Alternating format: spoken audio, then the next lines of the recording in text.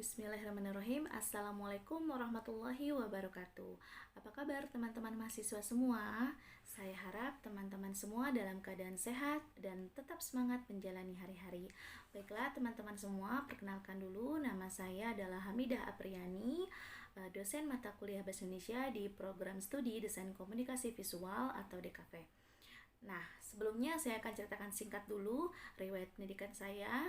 Saya adalah lulus sebagai mahasiswa pendidikan Bahasa dan Sastra Indonesia di Universitas Terbuka pada tahun 2013. Selanjutnya di tahun 2014 saya melanjutkan kembali pendidikan pasca sarjana dengan jurusan Pendidikan Bahasa Indonesia di kampus tercinta kita di Unindra, dan lulus di tahun 2016. Dan pada tahun yang sama saya kemudian diangkat menjadi dosen tetap di Prodi DKV untuk mengajar mata kuliah Bahasa Indonesia. Itulah riwayat singkat perkenalan saya. Selanjutnya kita akan masuk ke pembelajaran pertemuan hari ini, yaitu Bahasa Indonesia, mata kuliah Bahasa Indonesia. Sebelumnya saya akan menjelaskan rencana pembelajaran semester. Nah, mata kuliah Bahasa Indonesia ini adalah mata kuliah yang ingin menumbuhkan sikap positif terhadap Bahasa Indonesia sehingga diharapkan nanti mahasiswa mampu menggunakannya secara baik dan benar, baik lisan maupun tulis dalam penyusunan karya ilmiah. Adapun capaian pembelajarannya, di sini mahasiswa diharapkan bisa berperan sebagai warga negara yang bangga dan cinta tanah air, memiliki nasionalisme, rasa tanggung jawab pada negara dan bangsa. Selain itu, teman-teman juga bisa menerapkan pemikiran logis, kritis, sistematis, dan inovatif dalam konteks pengembangan dan implementasi ilmu pengetahuan dan teknologi yang memperhatikan dan menerapkan nilai humanora yang sesuai dengan bidang masing-masing. Selanjutnya, capaian pembelajaran yang harus kalian kuasai adalah mampu menyusun deskripsi saintifik hasil kajian tersebut di dalam bentuk skripsi ataupun laporan tugas akhir dan menggunakannya dalam laman perguruan tinggi. Terakhir adalah memiliki kemampuan pengelolaan manajerial tim dan teamwork atau kerjasama, manajemen diri, kemudian mampu berkomunikasi baik lisan maupun tertulis, dan mampu melakukan presentasi. Itu adalah capaian pembelajaran yang ditekankan prodi kepada mata kuliah Bahasa Indonesia. Nah, adapun kemampuan dan pembelajaran dari mata kuliah itu sendiri adalah pada akhirnya teman-teman semua nanti diharapkan bisa menggunakan Bahasa Indonesia yang baik dan benar secara tulis dan lisan. Nah, sebelumnya saya akan menjelaskan dulu tujuan dari pembelajaran kita, yaitu di sini mahasiswa setelah mempelajari mata kuliah Bahasa Indonesia diharapkan mampu mengabstraksi hakikat bahasa dan fungsi serta kedudukan Bahasa Indonesia. Kemudian yang kedua adalah teman-teman mampu menunjukkan sikap positif terhadap Bahasa Indonesia. Yang ketiga adalah mahasiswa mampu merekonstruksi sejarah perkembangan Bahasa Indonesia. Yang keempat adalah mahasiswa mampu menentukan kata-kata secara tepat, cermat, dan serasi, juga bisa mengabstraksi dan menggunakan huruf dan penulisan kata serta tanda baca, dan mahasiswa juga mampu memproduksi frasa, kalimat, dan klausa, serta mahasiswa mampu memproduksi paragraf berdasarkan fungsi dan jenisnya serta teknik pengembangannya. Lalu mahasiswa juga mampu membuat surat niaga, surat dinas, perjanjian, surat lamaran pekerjaan dengan menggunakan bentuk surat tertentu. Dan yang terakhir adalah tujuan pembelajaran, yaitu mahasiswa mampu melakukan presentasi dan wawancara dengan menggunakan Bahasa Indonesia yang baik dan benar. Kemudian bahan kajian atau materi pembelajaran selama 1 semester ini adalah yang pertama adalah hakikat bahasa dan kedudukan sikap positif terhadap Bahasa Indonesia, kemudian sejarah perkembangan Bahasa Indonesia, lalu ada pedoman umum ejaan Bahasa Indonesia, pemilihan kata, kalimat Bahasa Indonesia, paragraf Bahasa Indonesia, korespondensi, dan presentasi wawancara. Nah, selanjutnya nanti di pertemuan pertama kita akan membahas tentang hakikat dan kedudukan Bahasa Indonesia. Di sini indikatornya adalah mahasiswa bisa mengabstraksi hakikat dan fungsi Bahasa Indonesia, kemudian mampu menjadikan memahami bahwa Bahasa Indonesia itu memiliki kedudukan yang sangat tinggi di negara kita. Kemudian selanjutnya di pertemuan kedua itu adalah indikatornya nanti bisa menunjukkan sikap positif dalam berbahasa.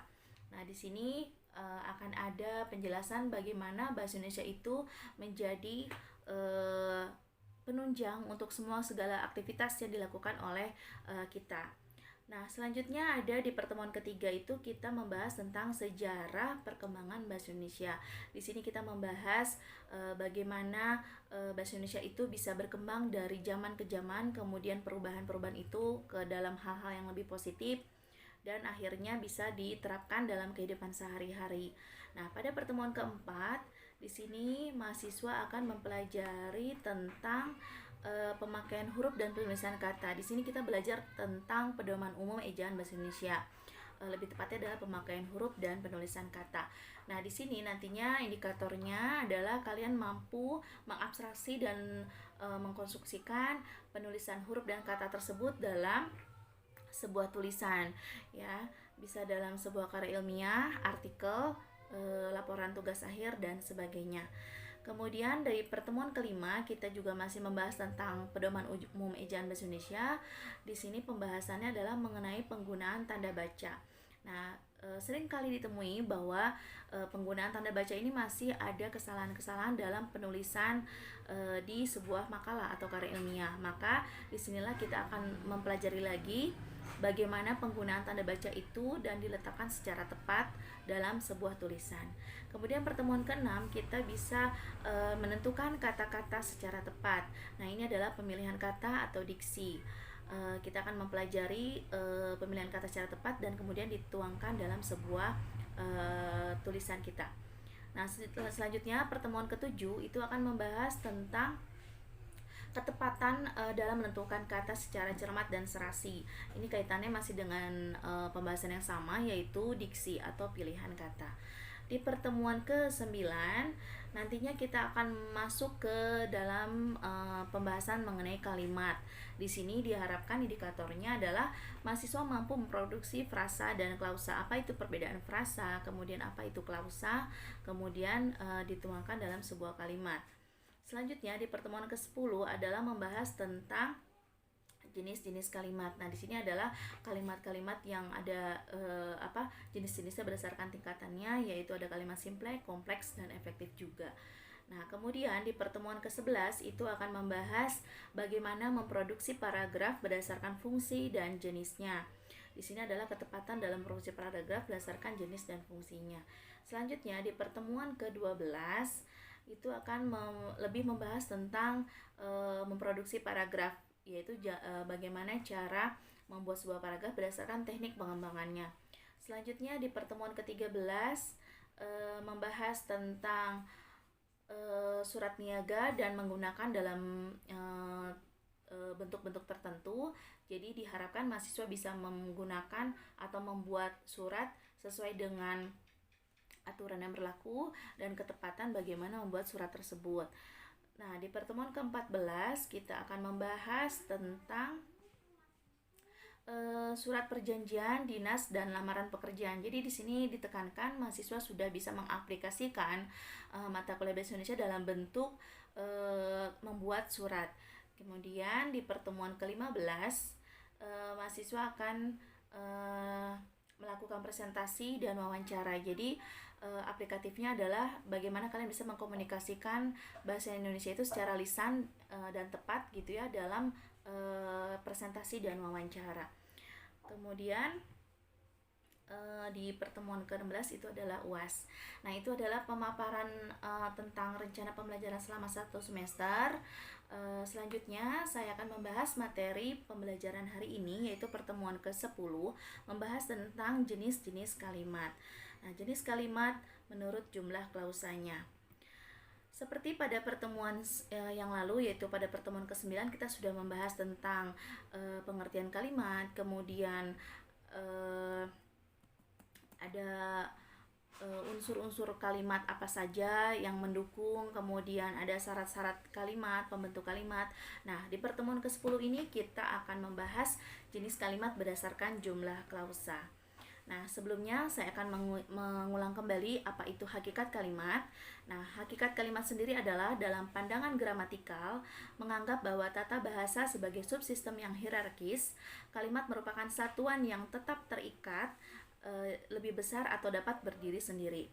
Secara relatif, ada kemungkinan satuan yang lebih besar kalimat dapat berdiri sendiri dan mempunyai intonasi final secara aktual dan potensial terdiri atas klausa.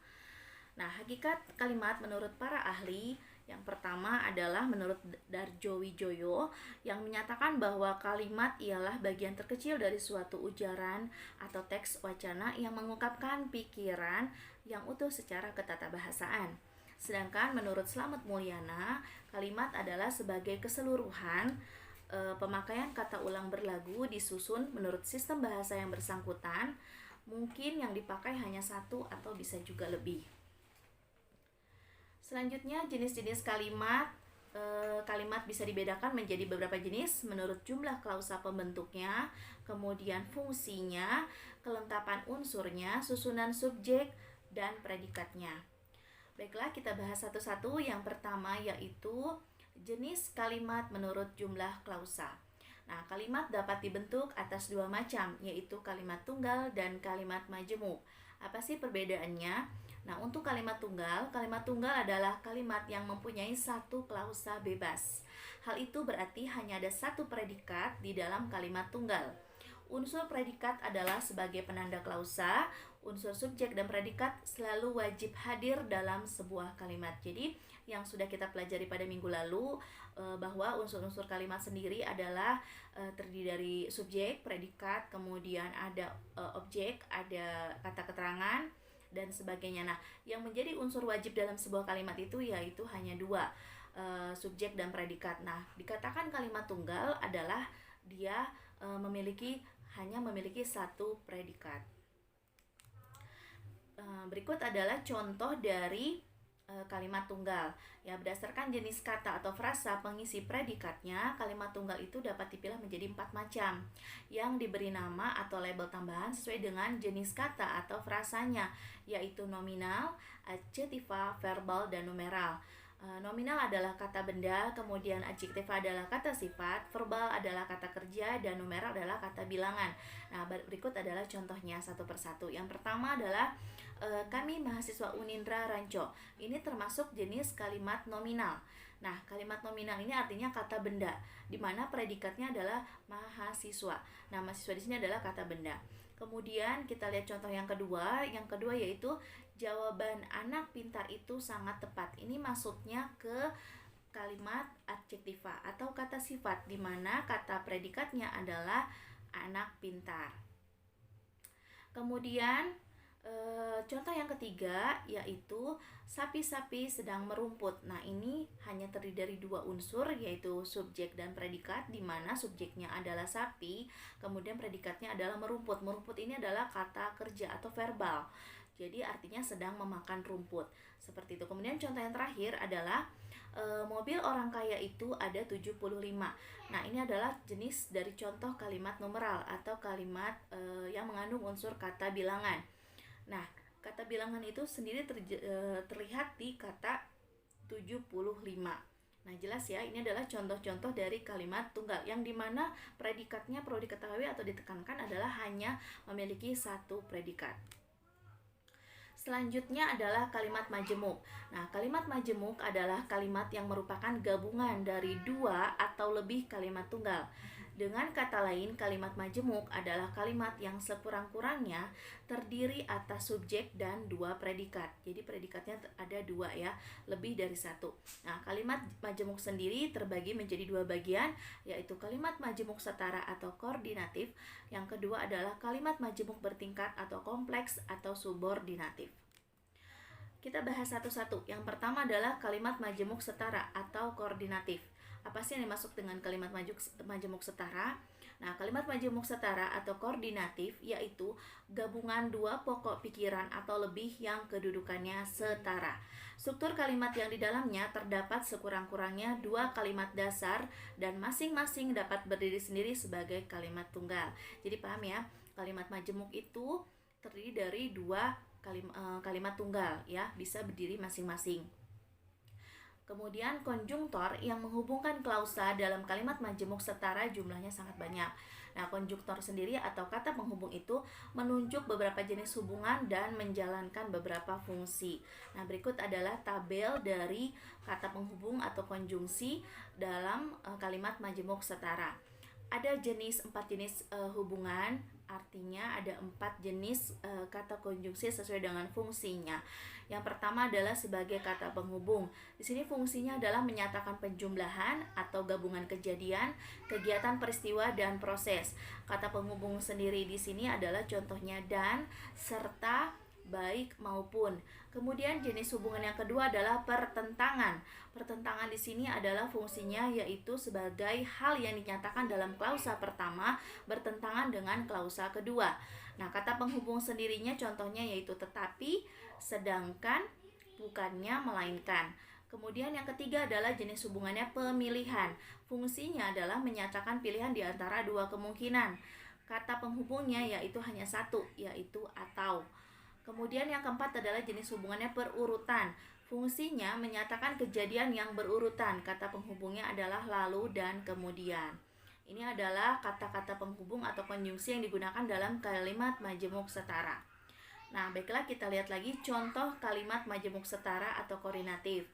Yang pertama yaitu Rifki gemar menulis sedangkan Ajis gemar menari. Nah, di sini terlihat ada dua kalimat tunggal yang jika dipisahkan bisa berdiri sendiri.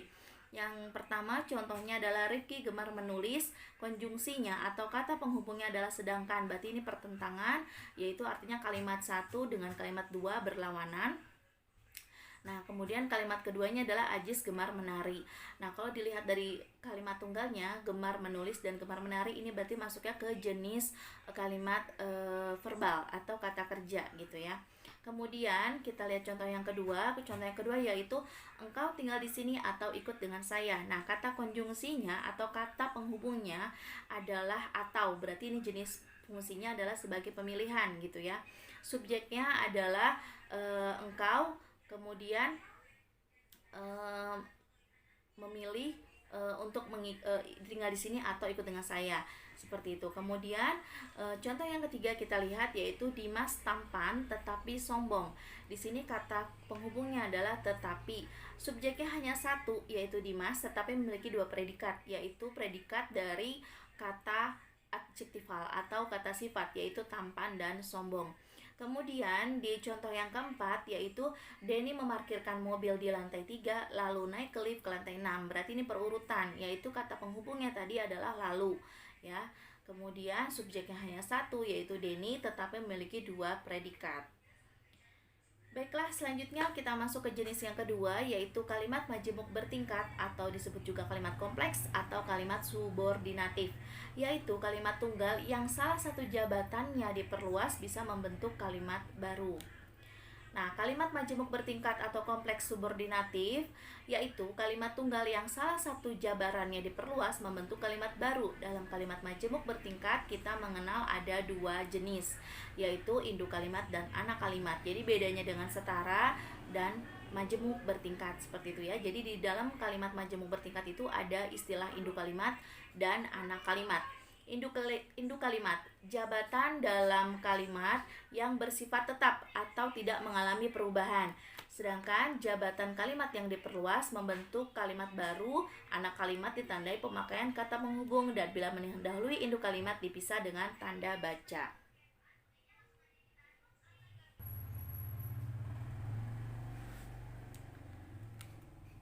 Baiklah, ini adalah tabel dari jenis hubungan antar klausa, kata konjungsi yang fungsinya dalam kalimat majemuk bertingkat.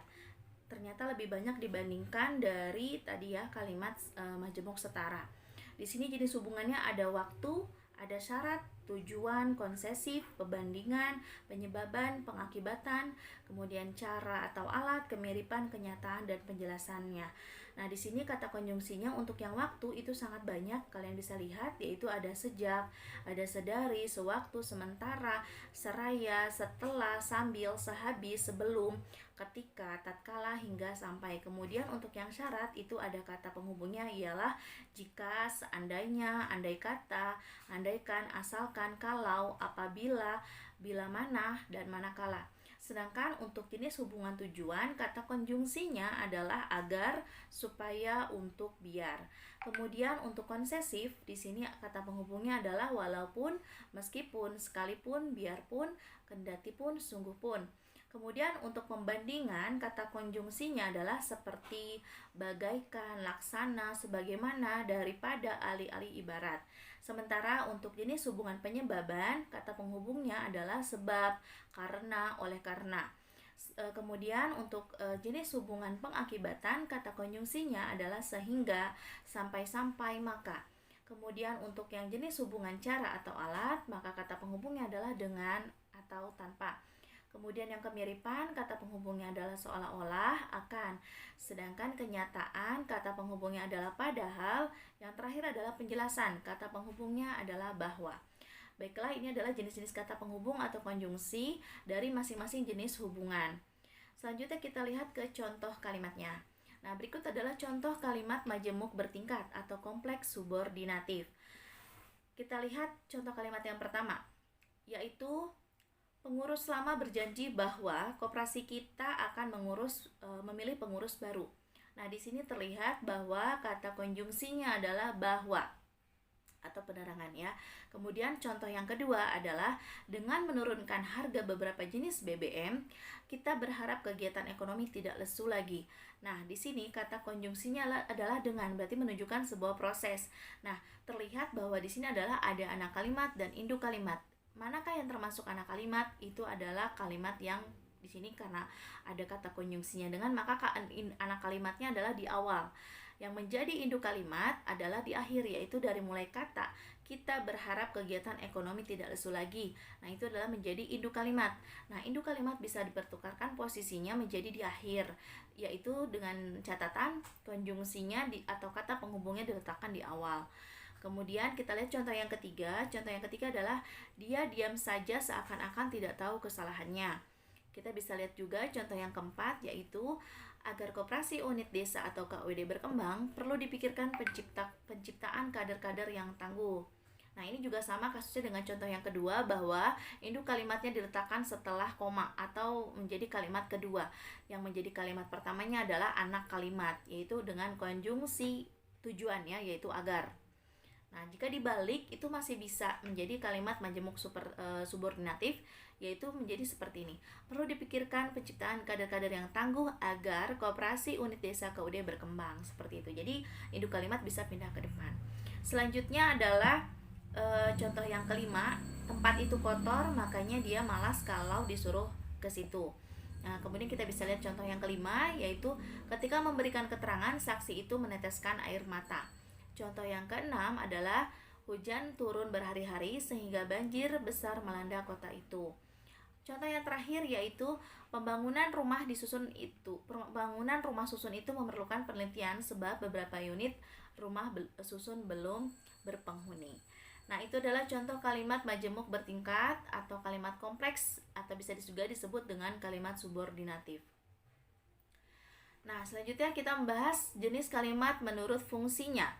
Sesuai tata bahasa baku Bahasa Indonesia disebutkan berdasarkan bentuk atau kategori sintaksisnya, kalimat dibedakan atas 4 macam, yaitu kalimat berita, deklaratif, kalimat tanya, interrogatif, kalimat perintah, imperatif, dan kalimat seru atau eksklamatif.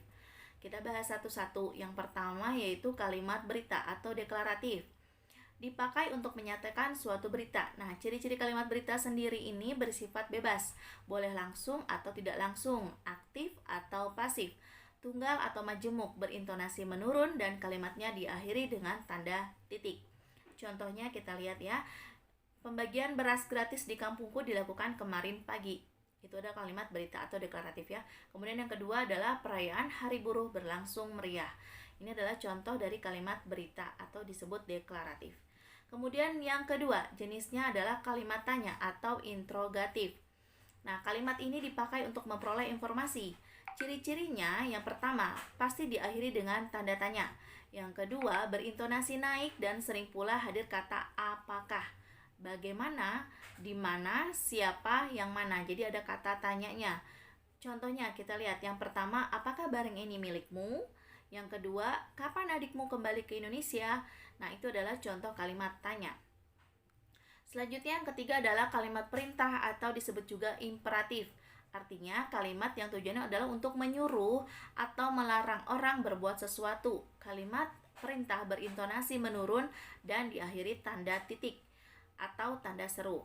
Kalimat perintah dapat dipilah lagi menjadi kalimat perintah suruhan, kalimat perintah halus, kalimat perintah permohonan, kalimat perintah ajakan dan harapan, kalimat larangan, dan kalimat perintah pembiaran. Kita lihat satu-satu. Contoh yang pertama adalah kalimat perintah halus. Contohnya yaitu, tolonglah bawa motor ini ke bengkel. Nah, kemudian contoh yang kedua, kalimat perintah suruhan. Buka pintu itu. Diakhiri dengan tanda seru. Kemudian contoh yang ketiga adalah kalimat perintah larangan. Jangan buang sampah di tempat itu atau jangan buang sampah di sungai itu. Kemudian yang keempat adalah contohnya kalimat perintah permohonan atau permintaan. Mohon hadiah ini kamu terima. Nah, contoh yang kelima adalah kalimat perintah ajakan dan harapan. Ayolah kita belajar. Nah, kemudian contoh yang keenam adalah kalimat perintah pembiaran. Contohnya seperti ini. Biarlah dia pergi bersama temannya. Nah, seperti itu ya. Jadi ini adalah contoh-contoh kalimat perintah atau imperatif. Selanjutnya kalimat seru atau eksklamatif.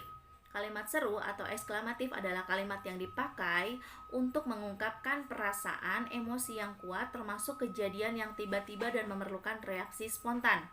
Kalimat ini berintonasi naik dan diakhiri dengan tanda seru. Contohnya, aduh, tugasku tertinggal di rumah. Atau, wah, bagus sekali lukisan buatanmu. Nah, jadi ada kalimat-kalimat atau ada kata-kata yang menunjukkan ekspresi seseorang. Selanjutnya kita masuk ke kalimat efektif. Kalimat efektif adalah kalimat yang dapat mengungkapkan maksud penutur atau penulis secara tepat, sehingga maksud itu dapat dipahami oleh pendengar atau pembaca secara tepat pula. Dengan kata lain, kalimat efektif adalah kalimat yang dapat mencapai sasarannya dengan baik sebagai alat komunikasi. Kalimat efektif memiliki diksi atau pilihan kata yang tepat, tidak mengalami kontaminasi frasa sesuai ketentuan ejaan bahasa Indonesia, baik penulisan tanda baca dan penulisan kata. Selain itu, kalimat efektif juga memiliki 6 syarat keefektifan. Yang pertama adalah kesatuan, yang kedua adalah kepaduan, yang ketiga adalah keparalelan, yang keempat adalah ketepatan, yang kelima kehematan, dan yang keenam adalah kelogisan. Kita bahas satu persatu. Yang pertama adalah kesatuan. Kesatuan dalam kalimat efektif adalah dengan adanya ide pokok, yaitu subjek dan predikat sebagai kalimat yang jelas. Contohnya, bagi yang tidak berkepentingan dilarang masuk, ini adalah contoh kalimat yang salah. Kenapa? Karena tidak memiliki subjek yang jelas. Kalimat yang betul adalah seperti ini. Yang tidak berkepentingan dilarang masuk. Nah, subjeknya adalah yang tidak berkepentingan. Selanjutnya adalah kepaduan. Kepaduan terjadinya hubungan yang padu antara unsur-unsur pembentuk yang termasuk unsur pembentuk adalah kata, frasa, tanda baca, dan fungsi sintaksis, yaitu subjek, predikat, objek, pelengkap, dan kata keterangan. Kepaduan juga menyangkut pemakaian kata tugas yang tepat. Contohnya, kepada setiap pengemudi mobil harus memiliki surat izin mengemudi. Nah, ini tidak mempunyai subjek, artinya tidak ada subjek yang jelas. Ini maka contoh kalimat yang salah. Nah, kalimat yang betulnya adalah setiap pengemudi mobil harus memiliki surat izin mengemudi. Nah, ini subjeknya sudah jelas, yaitu setiap pengemudi. Atau bisa juga contoh yang lain adalah kami telah membicarakan tentang hal itu. Itu salah. Yang betul adalah kami telah membicarakan hal itu. Kemudian kita masuk ke syarat berikutnya, yaitu ketepatan, syarat dari sebuah kalimat efektif. Ketepatan adalah kesesuaian atau kecocokan pemakaian unsur-unsur yang membangun suatu kalimat sehingga terbentuk pengertian yang bulat dan pasti. Contohnya, karyawan teladan itu memang tekun belajar dari pagi sampai petang. Ini adalah contoh kalimat yang salah. Kalimat yang betulnya adalah karyawan teladan itu memang tekun belajar dari pagi sampai petang.